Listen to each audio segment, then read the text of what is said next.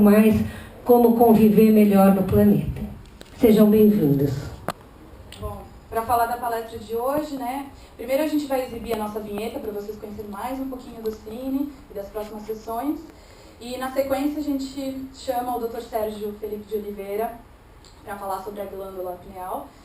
E, enfim, são novos conceitos, estudos, como a glândula capta o magnetismo externo e traz para o corpo. Enfim, eu acho que é muito interessante, é muito legal.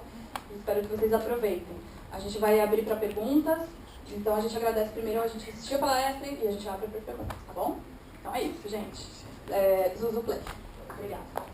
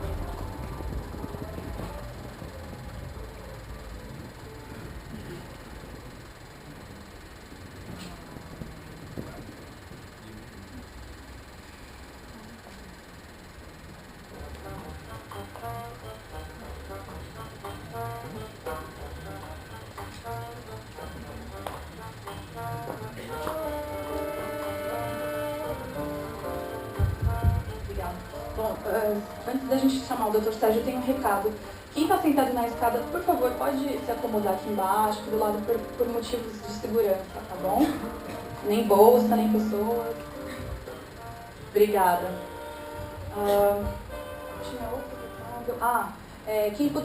Quem puder colaborar com a caixinha do Cineclube que está lá na frente, a gente agradece, a gente está começando um novo semestre. Então a gente passa o chapéu, assim, só para a gente continuar trazendo para vocês coisas legais. E, enfim, vamos. Dr. Sérgio, seja bem-vindo.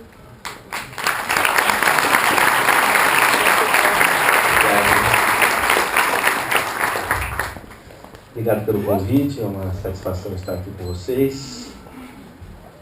E vou falar sobre a glândula pineal, que fica no centro da tua cabeça. Eu acho que é muito importante a gente saber o que a gente tem dentro da cabeça,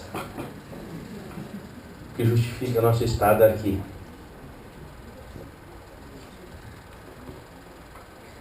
Agora é interessante que eu fiquei refletindo o que tem a glândula pineal a ver com aspectos socioambientais, né?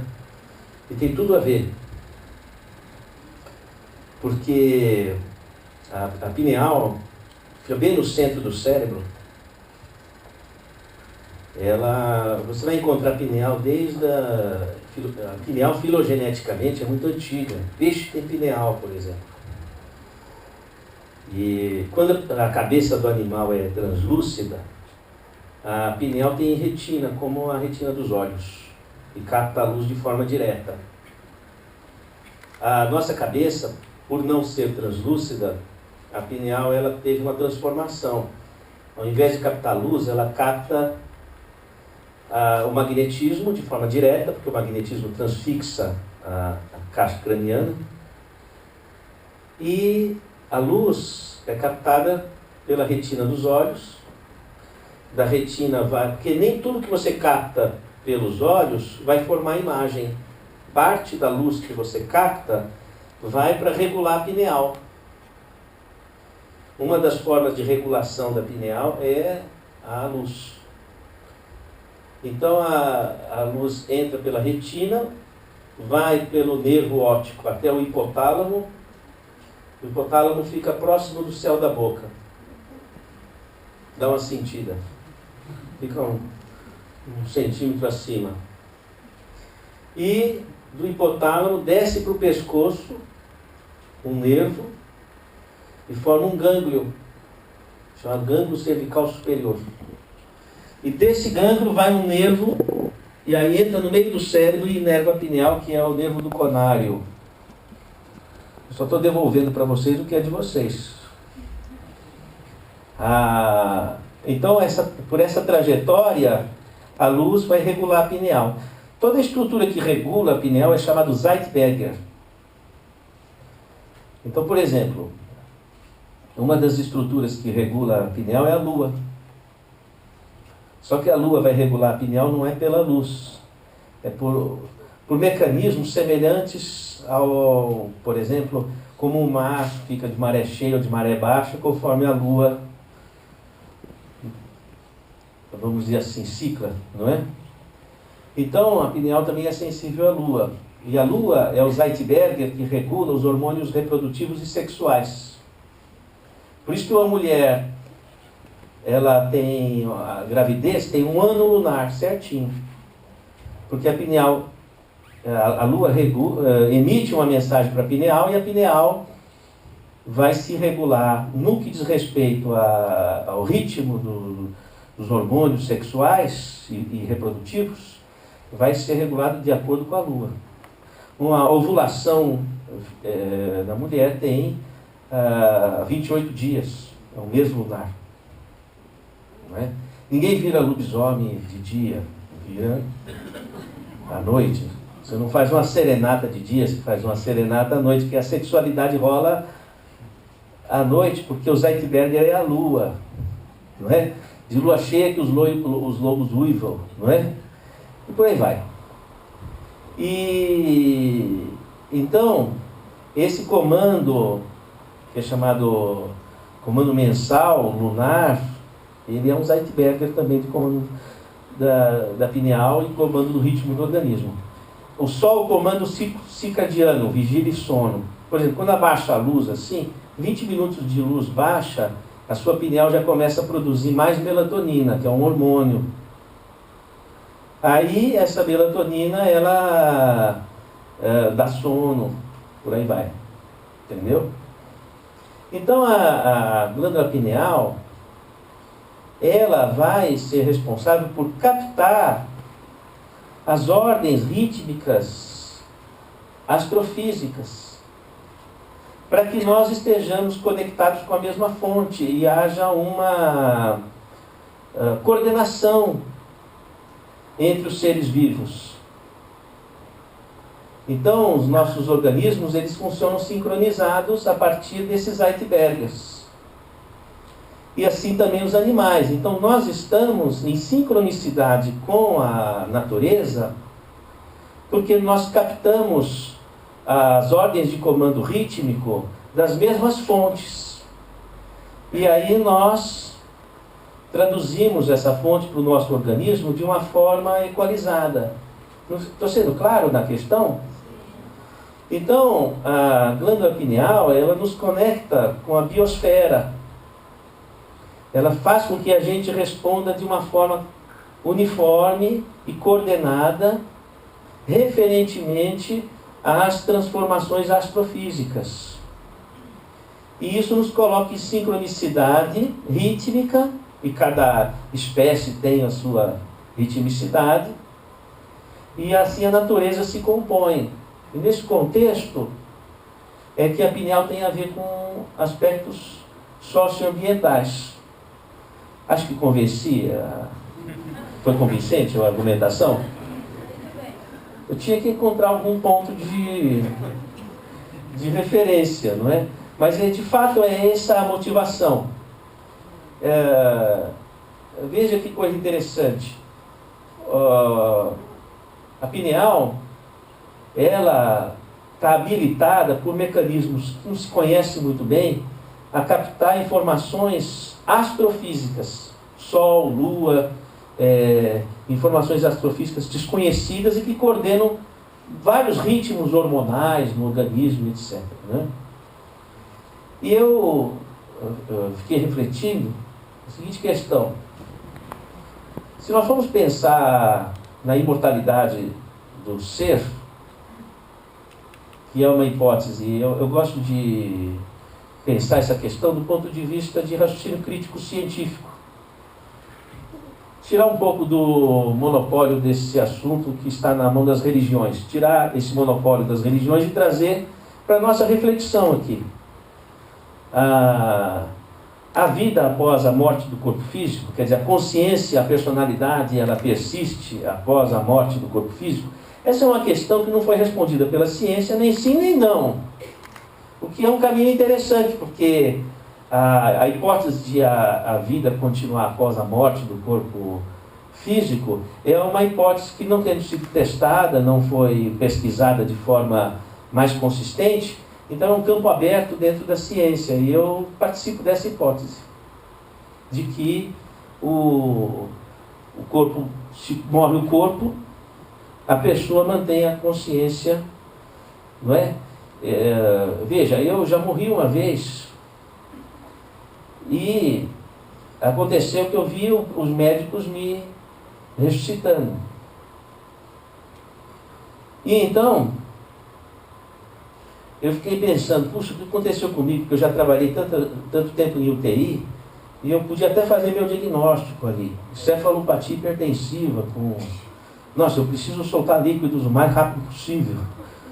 Pô, eu morri, caramba, será possível? Eu morri, nem escrevi meu livro, meus filhos estão pequenos, minhas crianças entrando no quarto, e aí eu falei para Deus, não, que isso, chorei. Não foi nem por fé, foi por desespero mesmo.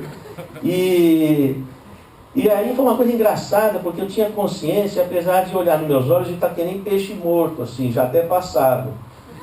Então, foi aí que aconteceu uma coisa curiosa, porque eu não sei, parece que eu tive uma força e eu consegui fazer o que eu sabia que tinha que fazer, soltar líquidos. Então eu tive um vômito em jato e a minha pressão voltou ao normal e eu voltei.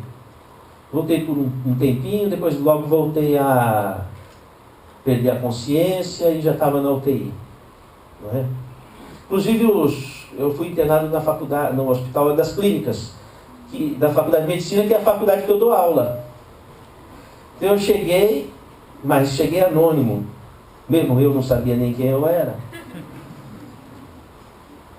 E logo quando eu pude responder alguma pergunta, o residente do hospital disse: vamos fazer o seu diagnóstico. O que aconteceu? Não sei, eu caí. Perdeu a consciência? Eu falei: não quer dizer, perdi. Não, deixa eu explicar melhor. O meu corpo perdeu, mas eu estava vendo tudo. Esse cara está de gozação e tal, não sei o quê, não é? Tal. E bateu as botas assim, saiu.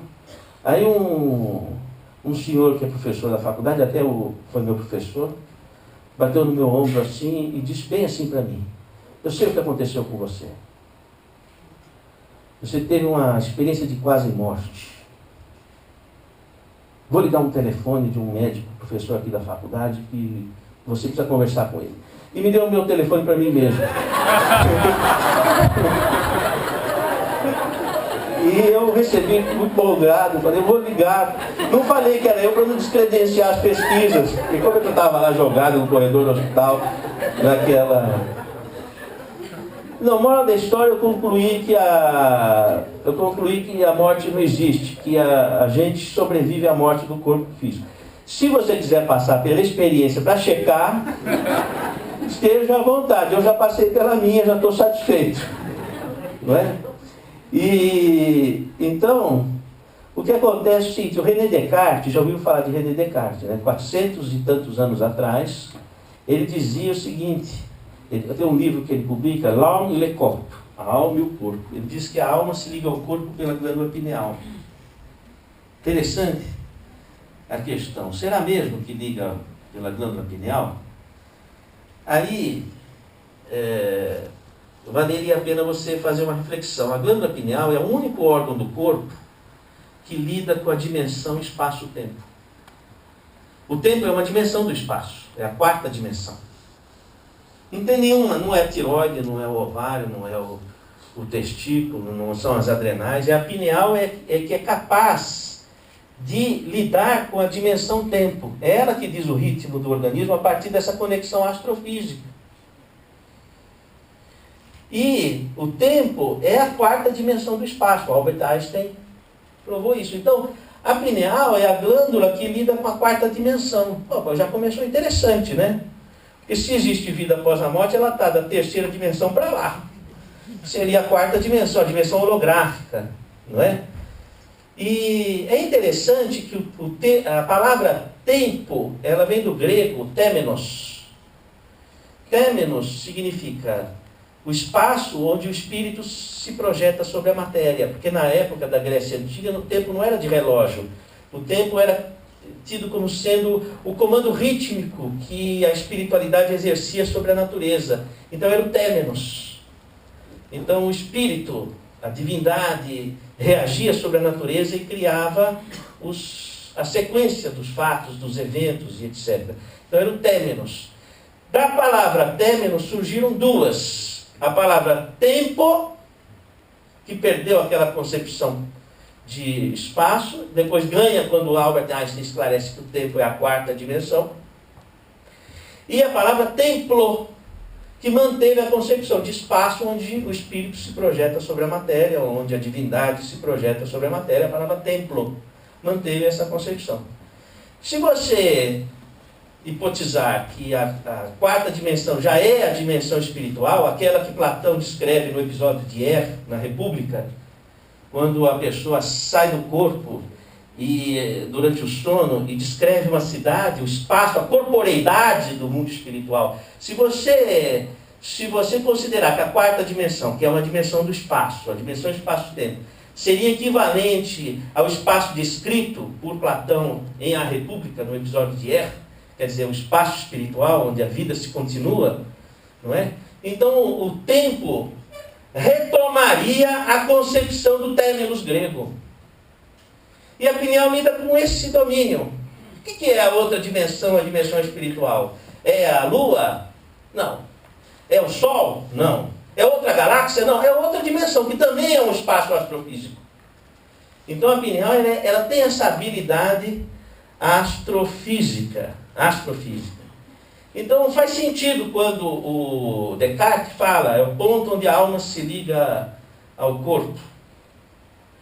E portanto, pensaríamos que a pineal seria como uma antena. Sabidamente a pineal capta magnetismo e transforma em neuroquímica. Sabidamente. A partir de experiências que já foram publicadas na revista Nature na década de 80, a mesma onde publicou Charles Darwin.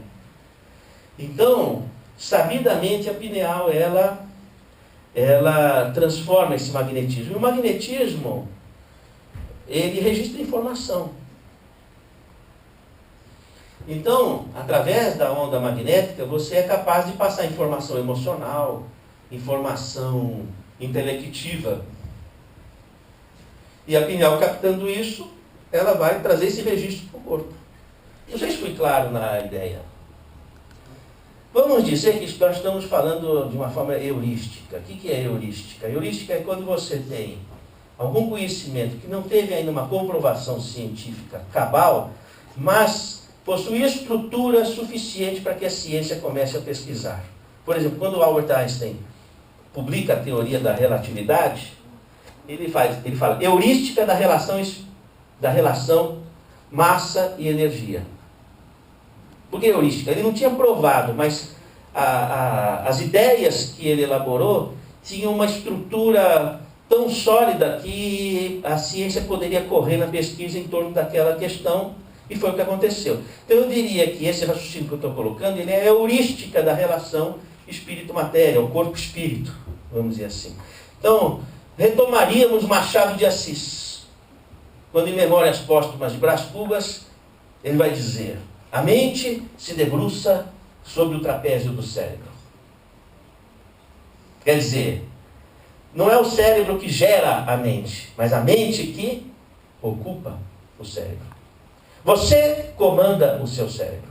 Olha, veja, se você fizer uma tomografia funcional, você vai poder observar que o que você pensa, o que você imagina, aumenta a circulação sanguínea nas áreas cerebrais pertinentes ao seu foco de pensamento. Por exemplo, você estava lembrando de alguma coisa, a área da memória hipocampal, a área da memória, aumenta a irrigação sanguínea naquela área. Aumenta o consumo de oxigênio e de glicose, porque é a área que está sendo usada, onde se projeta a memória, por onde ela extravasa. Então ali incrementa.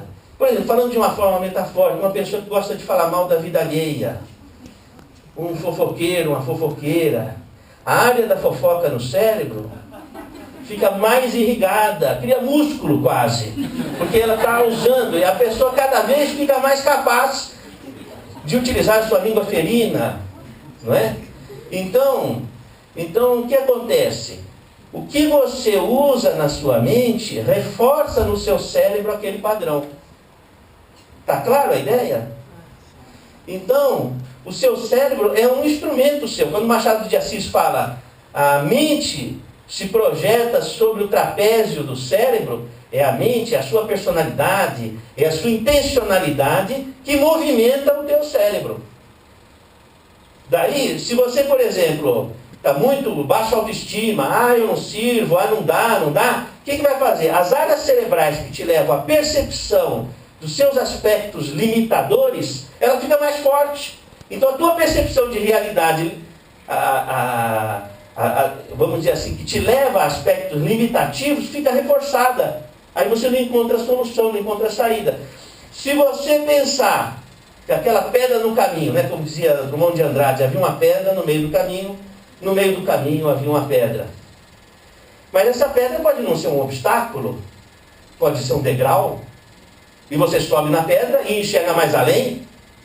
Então, uma pessoa que enxerga o lado positivo daquilo que é difícil, daquilo que aparentemente é um obstáculo, ela vai estar reforçando no cérebro a abertura da circuitaria nervosa que te permite enxergar soluções e encontrar aspectos construtivos na realidade que vive. O cérebro fica esperto para abrir toda a circuitaria de percepção e você enxerga respostas onde antes você não enxergava. Bom, o que está acontecendo? Você está começando a assumir domínio do teu cérebro.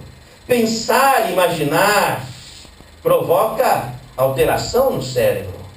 Antigamente pensava-se que a imaginação era como uma realidade virtual, como uma imagem de um espelho, destituído de representatividade física, mas ali se atravessou o espelho. O pensamento, que é uma energia, por que o pensamento é uma energia? Porque o pensamento, quando você pensa, se há o consumo de glicose, se há movimentação microcirculatória no cérebro, então o pensamento movimenta a matéria. Toda força que desloca a matéria é energia. Então, fisicamente, o pensamento é concebido como energia. E essa energia é um produto da tua personalidade, da tua volição, da sua vontade. E essa vontade vai acionar no teu cérebro os circuitos de percepção que você está buscando. Muito importante saber o que a gente quer. Já Fernando Pessoa se preocupava com a questão. Dizia ele: nasci sem saber falar e vou morrer sem ter sabido o que dizer. Sou como uma abelha no campo sem flores. A gente precisa saber para o que a gente veio ao mundo. Qual é a sua missão? A sua missão é algo mais do que a sua obrigação, da construção da sua base de cidadania. Vai um pouco além disso. É o seu contributo para a humanidade. É aquilo que contribui para uma humanidade justa e fraterna. É o seu contributo para isso. É o algo mais que você realiza. Quando você encontra esse foco dentro da sua vocação e aptidão, você tem aquela euforia saudável de viver e o teu cérebro reage abrindo a circuitaria nervosa que te leva à percepção construtiva de toda a realidade que te cerca, ainda que essa realidade seja o desafio de uma pessoa difícil, de uma relação difícil, de uma doença, de um problema financeiro, de um problema interior, seja o que for. Então, você tem um domínio sobre a tua estrutura cerebral. E como é que isso aconteceria? Quer dizer, você emite uma ordem de comando para o corpo através de forças magnéticas. E o sensor responsável por isso seria a glândula pineal. E se tirar a pineal, o que acontece? Eu tenho vários pacientes que não têm pineal. Como tatu também não tem. Então, o que acontece? A pessoa, ela fica um pouco aérea. Falta um pouco de conexão com a biosfera. Não falei que a pineal nos coloca em contato, né? Então parece que viajou do Brasil, China várias vezes e perdeu aquele fuso horário, não é? A pessoa fica muito perceptiva, como se tivesse usado talvez um pouco de êxtase.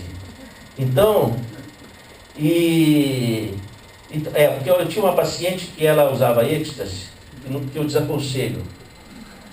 E ela dizia para mim assim: doutor, foi demais. Preciso te explicar. Doutor, o senhor não vai acreditar em mim. Não é? Eu danço e a banda me obedece. O senhor precisa de ver o que foi aquela rave. Eu danço e a banda me obedece. Não é possível. Não. Eu tenho como princípio primeiro acreditar nos meus pacientes. Quando eu era estudante, meus amigos falavam que eu acreditava nos loucos e eu não perdia mania ainda. Eu falei: puxa, deve ser verdade o que ela está falando. Como que isso poderia ser uma verdade? Né? Muito simples. Ela tomou o êxtase e saiu do corpo. Bom, quando ela saiu do corpo, ela entrou na dimensão fractal.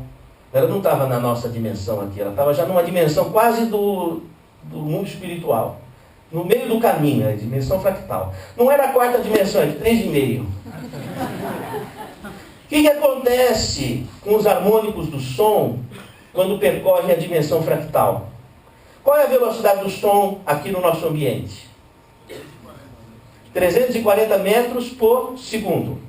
Uma rave grande, ela estando mais distante, qual é a distância da banda? Uns 500 metros? Meio quilômetro mais ou menos. Ela estava de distância da banda. Então o som que bate lá demorava quase 2 segundos para chegar no ouvido dela. Mas só que ela estava desdobrada. Quanto demora o som para chegar numa pessoa ali em cima?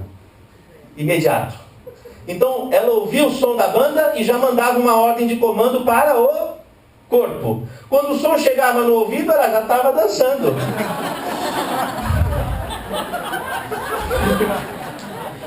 Qual era a sensação dela? Pô, eu estou dançando, a banda comanda. Eu comando a banda? E ela falou, foi bárbaro aquilo, não é? Isso acontecia com os iogues. 5.000 anos antes de Cristo, os iogues, eles eram um povo que tinha domínio do cavalo. Aquele domínio do cavalo se dava porque não tinha estribo, não tinha sela, não tinha nada disso. Aquele domínio do cavalo se dava porque ele entrava em desdobramento e ele antevia o movimento do cavalo. Então ele tinha perfeito domínio. Então era um povo que, yoga quer dizer jugo, que conseguia domínio ou subjugar o cavalo. Depois, esse tipo de postura de desdobramento que permite a antevisão, que acontecia num estado depois de Zen, chamado de Zen, de Nirvana, não é? É um status mediúnico, um status de semi-transe. Então, a pessoa tinha um domínio, era um treinamento que eles faziam, eles iam os cavaleiros. Depois isso vai para o Zen budismo, naquela figura do menino que não sabia o que fazer com o laço que estava na mão, aí ele encontra um boi. O boi é o problema. O que eu faço com esse boi? Vou laçar o boi. Ele laça o boi reluta, ele sobe em cima do boi, o boi reluta e acostuma. Está dominando o problema. Aí ele vai até a casa dele, conduzindo o boi desiste, dorme, e ele dorme em cima do boi. Resolveu o problema. É subjugar o problema. É o Zen do Zen budismo. Não é? Daí Jesus Cristo fala, meu jugo é leve, quer dizer, minha yoga é leve, meu fardo é suave. Porque naquele estado de transe, de desdobramento, onde o amor fulgurava, ele tinha domínio sobre as coisas. Fácil. Como o yogi tinha domínio sobre o cavalo, daí jugo, não é? Então, acontece que a moça com o êxtase, ela não tinha domínio de nada, ela estava meio confusa.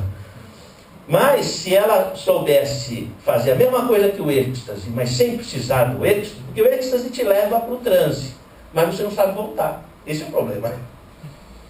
Agora, quando você vai por você sabe voltar. E esse mecanismo todo tem a ver com a glândula pineal, que faz essa ligação e tem uma elasticidade. E mais do que isso, a pineal ela é uma antena, ela pode captar e você sentir o que o outro sente. Ou pode captar uma personalidade de uma pessoa que já morreu. Como é que é isso? Machado de Assis também vai explicar em O Alienista, para cair no vestibular. Simão Bacamarte, o psiquiatra, ele vai dizer para o seu discípulo, né? Porque Simão Bacamarte, ele veio da Europa para implantar em Itaguaí um hospital psiquiátrico e fazer pesquisas sobre a causa da loucura. E lá ele instala, tira das ruas as pessoas que estavam alucinando, delirando, e começa as pesquisas no hospital psiquiátrico, que é o hospício A Casa Verde. Tinha janelas verdes. E ele tinha os alunos dele, e ele estava em busca da causa da loucura. Né? Depois o livro continua interessante, porque ele começa a observar que não eram só as pessoas que deliravam e que alucinavam que eram loucas. Tinha uma pessoa que era teimosa que nem uma porta. Por mais que você convencesse, ela não saía. Ele achou que teimosia era loucura e internou os teimosos das cidades também. Tinha uma pessoa que falava de fala embolada, falava muito mais do que aquilo que realmente era. Ele achou que as pessoas vaidosas eram loucas também, internou. Não é? O hospício, ele começou a ficar rico, inclusive. A mulher dele foi para o Rio de Janeiro, comprou sapatos e vestidos. Ele achou que o consumismo era loucura, internou a esposa também. Aí o pessoal se rebelou e tal, o barbeiro da cidade se levanta contra, derruba a Câmara Municipal, precisamos derrubar o hospício Dom Pedro, o hospício Casa Verde, precisamos derrubar e tal, se elege prefeito com essa proposta. Depois ele via que ele podia ter ganhos pecuniários com o hospício, resolve fazer um acordo com o Simão Bacamarte. O Simão Bacamarte achou que a hipocrisia é loucura e internou o prefeito também. Depois, quando ele viu o hospício cheio, ele falou, pô, será que eu que estou louco? Ele resolve desinternar todo mundo e se interna assim, que é o que a gente faz até metade da vida. Que a gente se decepciona com todo mundo. Porque nós sempre vamos decepcionar as pessoas e as pessoas vão nos decepcionar, né? Não se vive sem perdão. Mas nesse livro, o Simão Bacamarte, o psiquiatra, fala para os alunos dele: descobrir a causa da loucura. São espíritos zombeteiros que se intrometem na mente da pessoa e a fazem enlouquecer. Não é? Então, o Código Internacional de Doenças, o CID-10, colocou um diagnóstico muito interessante. Não sei se você já perguntou para o seu médico se você porta essa comorbidade. É o IDF 44.3, estados de transe e possessão. Já é diagnóstico médico. Hoje o médico é obrigado a saber quando a pessoa entrou em transe ou quando ele enlouqueceu, porque tem uma diferença. Porque a loucura do transe, quando a pessoa não tem domínio e ela perde a crítica da razão, no estado de transe é uma loucura que vem de fora e desequilibra a pessoa.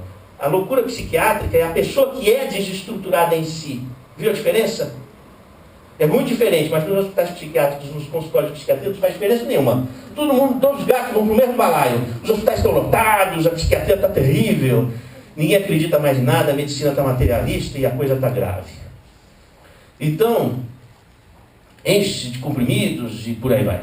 São importantes, mas há que ter um bom senso. Mas a glândula pineal tem a ver com esse negócio. Você entender como é que esse mecanismo de relação corpo-espírito, e se é verdade que existe vida após a morte, existe uma rede sociocibernética de interações mentais, porque tudo interage no universo. O seu corpo, o que é o seu corpo? O seu corpo é a anatomia que você estudou na escola, mas veja bem, a sua pele não tem Streptococcus epidermidis. Não estou rogando praga, eu estou explicando o que é. É uma bactéria boa. Uma bactéria boa. Se tirar o Streptococcus epidermidis, a pele mofa, cria fungo, da micose. Por quê? Porque essa bactéria protege. O intestino, 2/3 do seu cocô é bactéria. Desculpa falar. Mas eu não queria revelar essa... Não é? Você vê, o segundo socioambiental, eu tenho que falar da socioambientabilidade do corpo. A Escherichia coli, se não é Escherichia coli, não faz digestão. O trato genital tem bacilos de Duodenline, você não mofa. E então, a boca, Streptococcus salivaris, já não vai ser mais a mesma coisa, é uma chuva de Streptococcus salivaris. Se você fica usando muito Cepacol, muita coisa assim, você mata o Streptococcus salivaris, aí começa a dar sapinho, começa a mofar a boca, vamos falar assim. Porque essas bactérias protegem. Quer dizer, você administra um ecossistema no seu próprio corpo. Bem-vindo à natureza. Você não é só você é uma rede de interação de seres vivos. Não é? Então, assim também a mente. Ninguém pensa ou sente sozinho. A mente, ela caminha por ondas magnéticas. Veja bem, você está na estrada e você tem aquele sem parar.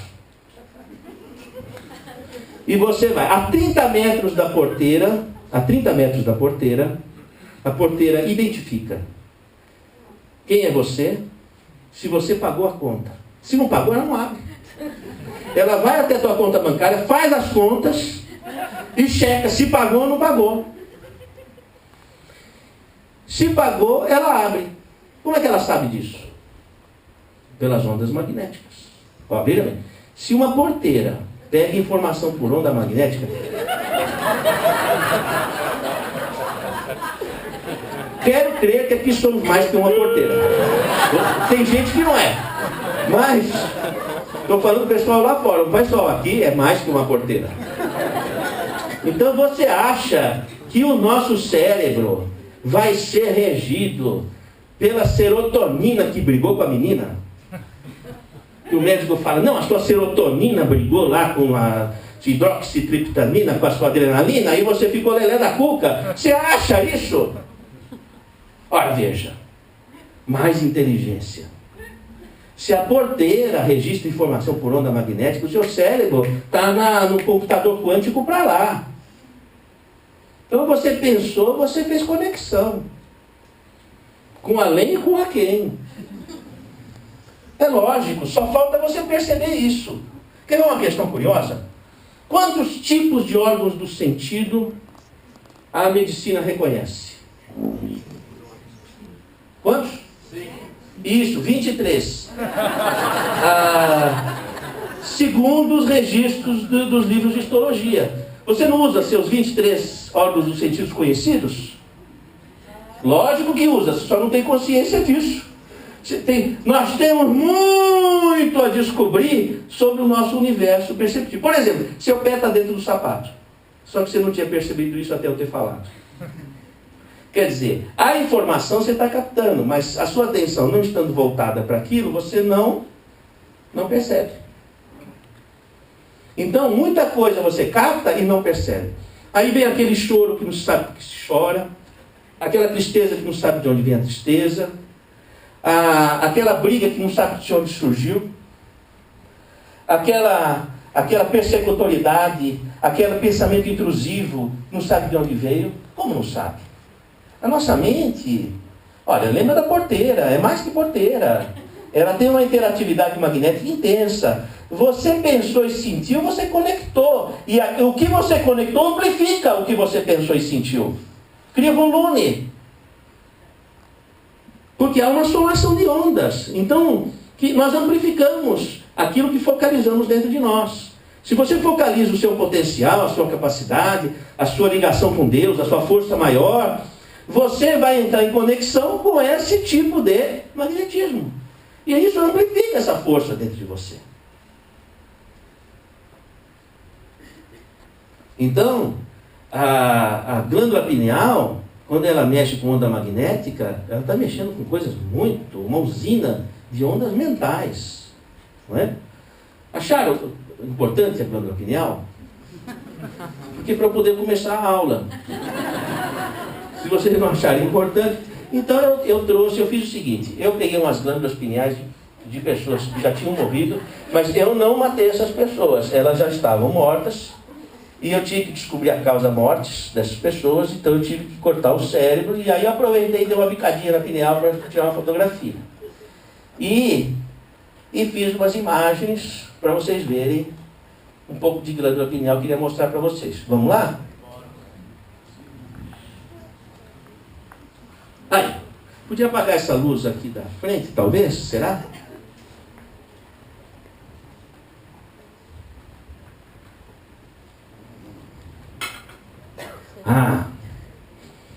Eila.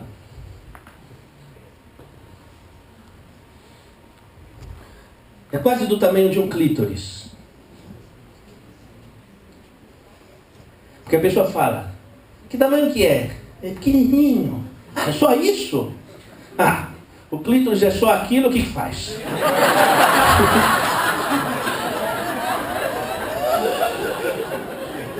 Não, eu tenho que defender o tamanho da glândula pineal.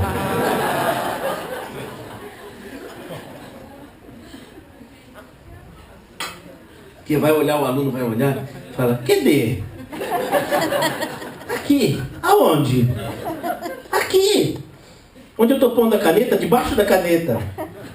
Só isso? Aí eu tenho que explicar. Né? Que o só isso pode ser muito. Então aqui vamos ver outra. Que era outra pessoa, que é o corpo de uma pessoa que já foi, naturalmente. Aqui, essa daqui, ó. Eu estou olhando para cima. Essa. Não é? Vamos ver outra. Aqui. Uma é diferente da outra. Não tem um com a pineal igual a outra. Como será a sua? É que o convênio não cobre o exame para você ver. Mas, aí outra aqui, olha que bonitinha, parece uma coroinha. Uma vez uma pessoa na internet disse o seguinte, muito bonito, nossa, que sabedoria, uma é diferente da outra, que nem um nariz é diferente do outro. Não é? Mas veja bem, não é a questão. O nariz é diferente do outro porque o nariz O rosto, ele tem a finalidade de demonstrar as individualidades, as diferenças. Essa é a função anatômica. Quando você tem uma estrutura corporal filogeneticamente muito antiga, desde lá dos peixes na evolução, então a tendência é ela se uniformizar entre as pessoas, não é ser diferente, é ficar igual. Então você vai pegar, por exemplo, rins, os rins são iguais. É difícil dizer esse rim é dessa pessoa, esse rim é de outro, assim, anatomicamente. Por quê? Porque é uma estrutura muito antiga, então não tem diversidade. Então em anatomia existe essa questão. Agora, curioso que a pineal é uma estrutura antiga e um é diferente do outro. Não é? Inclusive nos animais, você pega, por exemplo, pineal de cachorro é muito pequenininho demais, quase que você não vê. E às vezes nem vê. Apesar de cachorro ser o que vocês bem sabem, né? O cachorro, ele antecipa a vinda do dono, ele tem aquelas intuições, a pineal dele é hiperativa, não é?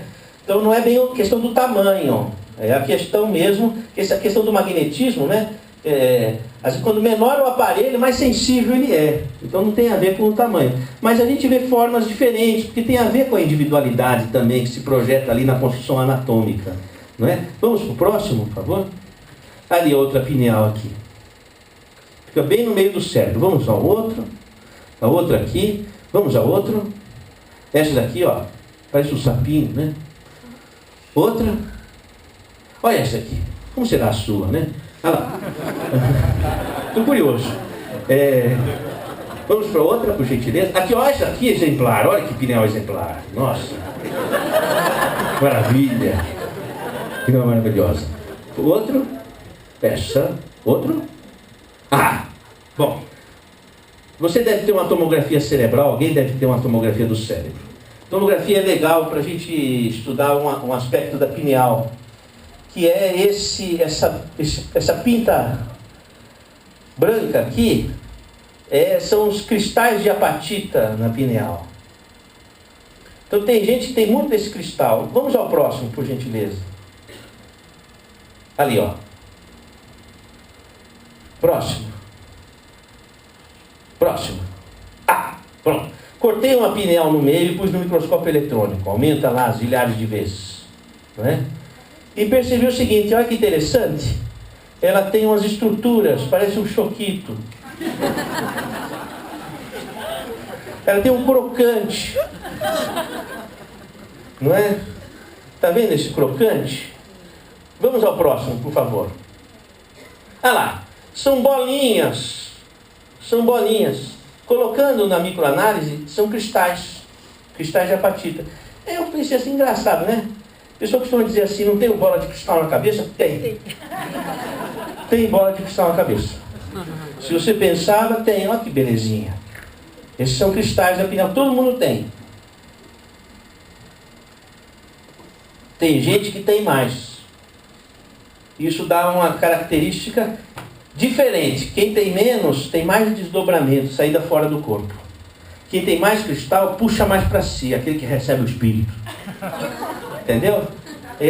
Aquele que tem menos, tem uma tendência mais dominante de sair fora do corpo, fazer mais viagem astral. Vamos para o próximo, por gentileza? Ah lá, descascando o cristal, ele tem a forma, na verdade, ela tem a forma de amoras, ou das circunvoluções cerebrais. Próximo, por gentileza. Aí, ó. Então, antigamente se pensava que a pineal na puberdade ela se calcificava e perdia a função. Mas as micrografias mostram que na verdade não ocorre um calcinátium da glândula com perda de função, como se fosse uma pedra de rim.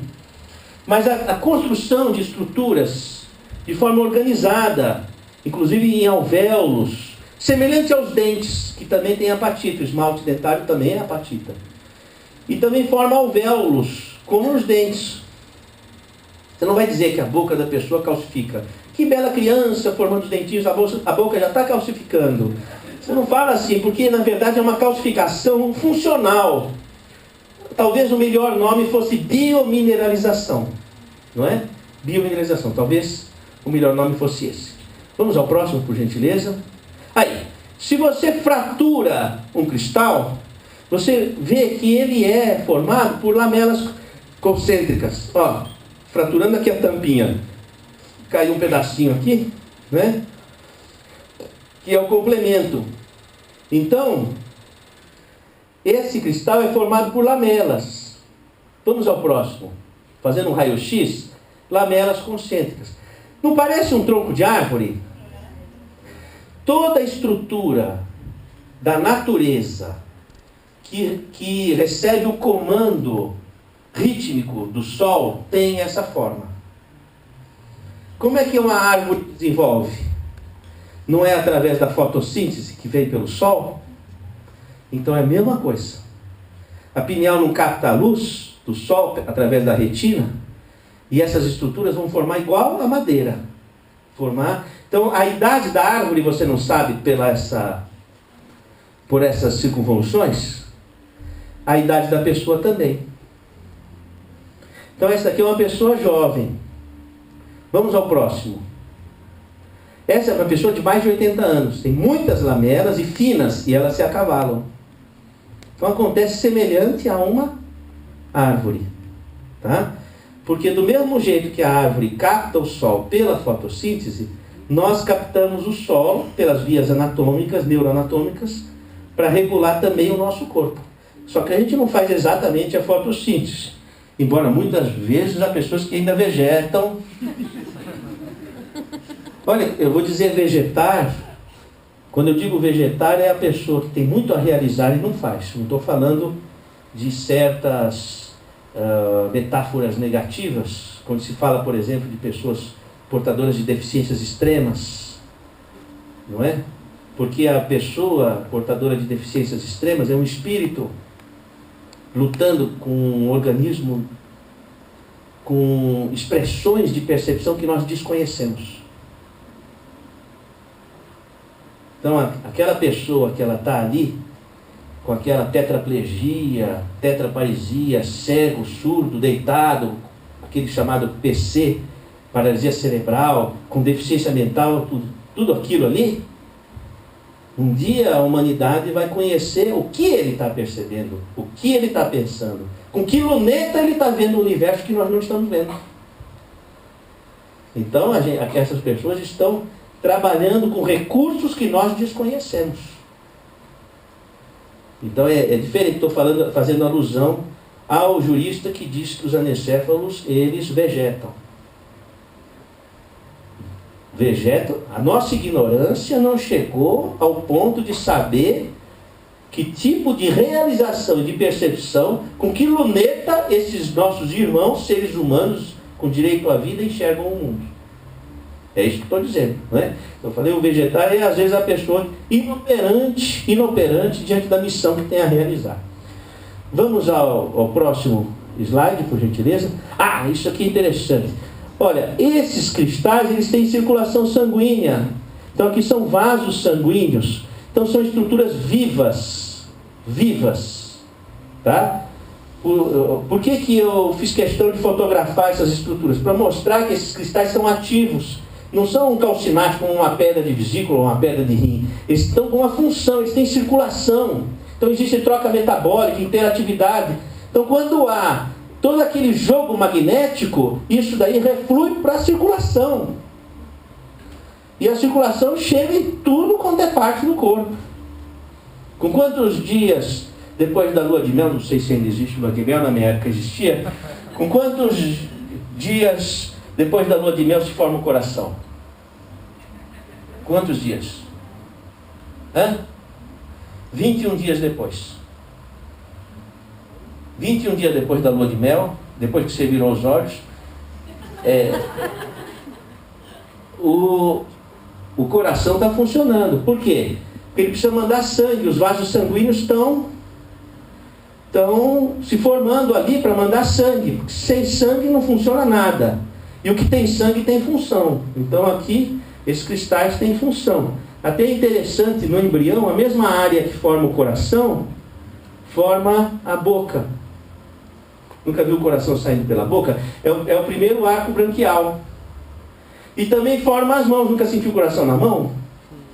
Por isso que o beijo é uma doação do coração, e estender a mão também é estender o coração. É um reflexo atávico da vida embrionária. E a pineal, ela recebe essas emissões do coração através dessa microcirculação que torna a pineal o órgão mais irrigado do cérebro.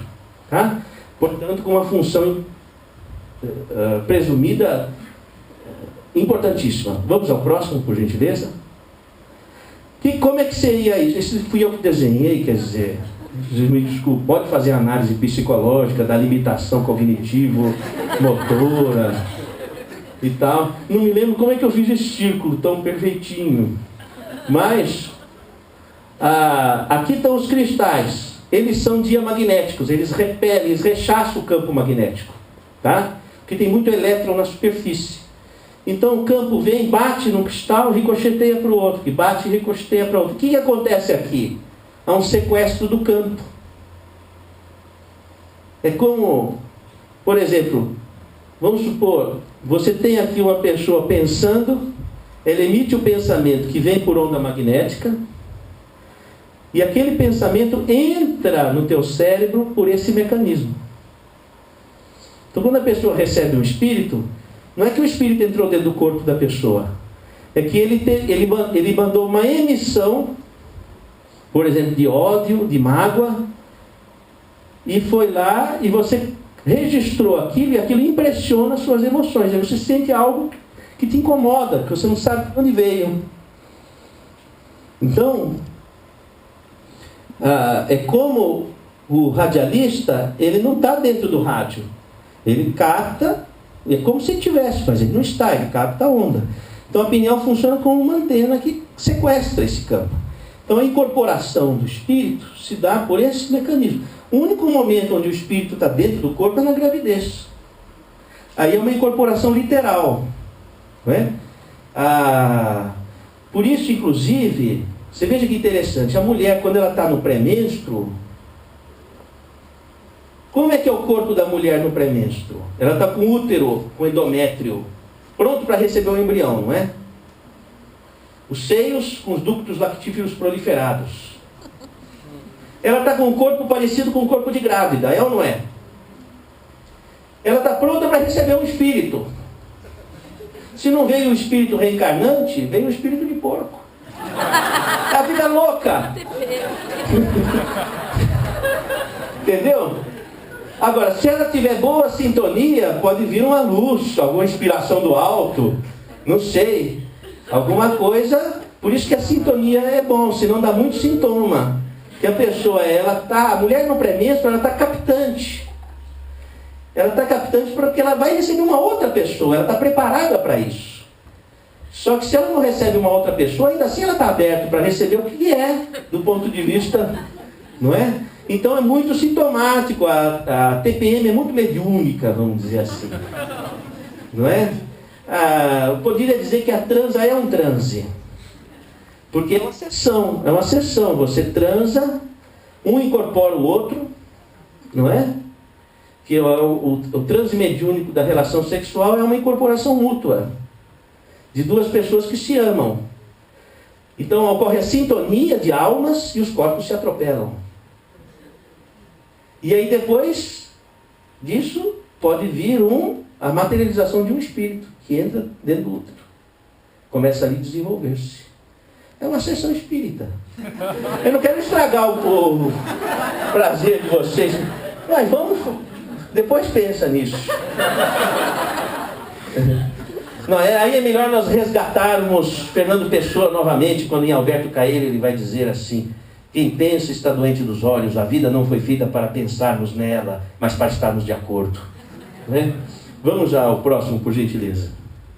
Bom, o que acontece? Quando a pineal capta, ela vai mandar aquela emissão, pois ela captou uma onda de mágoa. A pessoa tem amargura, ela capta a mágoa, que é afinidade. Aí aquilo pode impregnar o lobo frontal, ela começa a ter ideias, começa a delirar, porque quando a pessoa tem mágoa, ela desconfia de quem ela está magoada. A mágoa gera desconfiança. É uma sequência assim. Se você não ocupa o espaço que você tem que ocupar, realizando o que você tem que realizar, entendeu? Então você fica com a baixa autoestima, porque você não está realizando a tua missão. Aí começa a abrir espaço para a mágoa. Você vai cobrar do outro, que o outro realize aquilo que você gostaria que ele realizasse. Você projeta. Aí aquela mágoa gera desconfiança. Aí pronto, aí criou, não é? Então o lobo frontal fica impregnado de ideias negativas. Bom, se a pineal capta e ao contrário disso vier para o hipotálamo, a pessoa pode ter alteração das áreas de comportamento que transitam pelo hipotálamo, do sono, a fome, a sexualidade, a agressividade, a autoagressividade. Ou pode ter um descontrole dos hormônios, ou um descontrole autonômico. Então, que veio por uma interferência externa, uma interferência espiritual, provocando uma reação no cérebro que se reflete no organismo com desordens que o médico tem dificuldade de diagnosticar e de medicar. O psicólogo tem dificuldade de encontrar a raiz da questão, porque falta o entendimento desse outro sistema, que é o sistema espiritual, esse metasistema que se articula com o sistema biopsicossocial. Vamos ao próximo, por gentileza. Aí, ó. Quem é a pessoa? É o corpo ou aquele que saiu do corpo? Não é? Então, essa é uma grande questão da ciência. Vamos ao próximo, por gentileza. Passando mais um. Outro. Outro. Aqui, ó. A pineal capta e aí vai para o hipotálamo e afeta esse quadrilátero psicobiofísico. Fome, sexualidade, agressividade ou sono. A pessoa começa a ter as bulimias nervosas, ou alimenta-se pelo que não precisa, a sexualidade com distúrbio. Eu não estou falando homossexualidade ou heterossexualidade, estou falando desencontros do entendimento sexual. O sono, insônia, a hipersonia, a agressividade, a depressão, a autoagressividade, o suicídio. Tem um suicídio a cada 10 minutos. Enquanto nós estamos conversando aqui, né, já houve pelo menos 6 suicídios. Então é uma coisa muito grave. E a pessoa, quando eu já salvei vários suicídios, a pessoa relata que primeiro ela começou a ouvir vozes, dizendo o que ela tinha que fazer. Depois ela começou a ver tudo escuro. Depois aquelas vozes ficaram irresistíveis e ela começou a assumir o comando daquela voz. E aí ela comete o ato. Então tem uma coisa espiritual. Esse negócio não é só para ser resolvido no comprimido. Sabe? Nós temos que pensar nessas coisas. Vamos para o outro, por gentileza. Calma. Tem mais? Não? Tá. Bom, gente, eu me coloco à disposição para a gente conversar sobre o assunto, se vocês tiverem interesse na questão. Não é?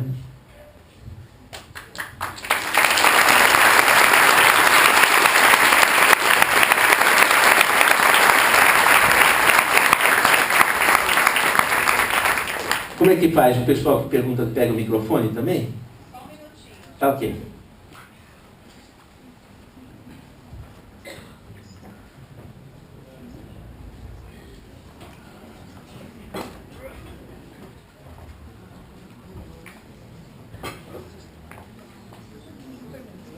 Pode ser.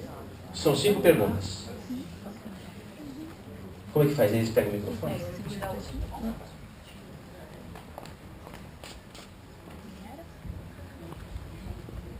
Objetividade, por favor. Objetividade. Boa noite, doutor. Boa noite. Eu fiquei curioso como se deu esse desencantamento para você colocar na sua pesquisa o lado espiritual.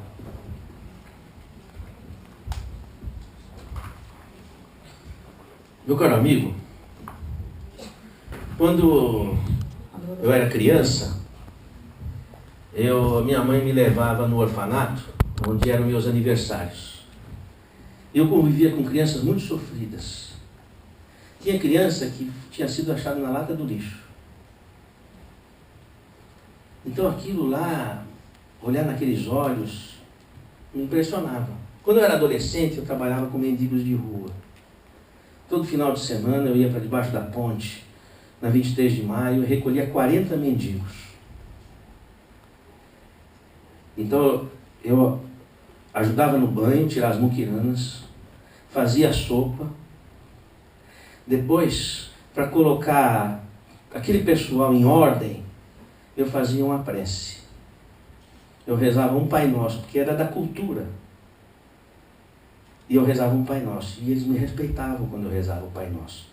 Comecei a descobrir que o espiritual tinha uma força. Porque como que eu conseguia colocar 40 mendigos em ordem ali? Para poder dormir, para poder tomar banho. E aquela descoberta foi uma coisa extraordinária. Eu trabalhava com um carcereiro da prisão. Ele me dizia assim, ó, cuidado que esse pessoal é perigoso. Não é? Você vai ter que ter moral. Se você não tiver moral, você não leva. E uma vez um rapaz, que eu não deixei ele entrar porque ele estava bêbado, porque eu não deixava ele entrar quando estava alcoolizado, para não incentivar o álcool. Aí ele pôs uma faca no meu pescoço. Eu olhei bem nos olhos dele, com muito amor. E ele baixou a faca. E saiu. Voltou no dia seguinte sem beber. Comecei a descobrir a força do Espírito. E depois eu entrei na faculdade de medicina com 17 anos, no Hospital das Clínicas. Aquilo é um sofrimento incalculável. Incalculável. Eu tive uma paciente, quando eu era estudante, que ela tinha um tumor de intestino que crescia rápido. E saía cocô pela boca, que não tinha como sair por baixo. E eu chegava no quarto, sem saber o que falar para ela. Bom dia! Chamava-se Yoko. Bom dia, Yoko! Como está? E ela sorrindo com os dentes sujos de cocô, e a gente dizia, bom dia, doutor. Não é? E a barriga aberta, porque aquele tumor vazava. 24 anos de idade. E eu chegava de manhã cedinho, de cabeça baixa, por que eu ia falar? E aquela mulher de 24 anos, com a barriga aberta, sorria para mim com os dentes sujos de cocô e dizia, bom dia, doutor.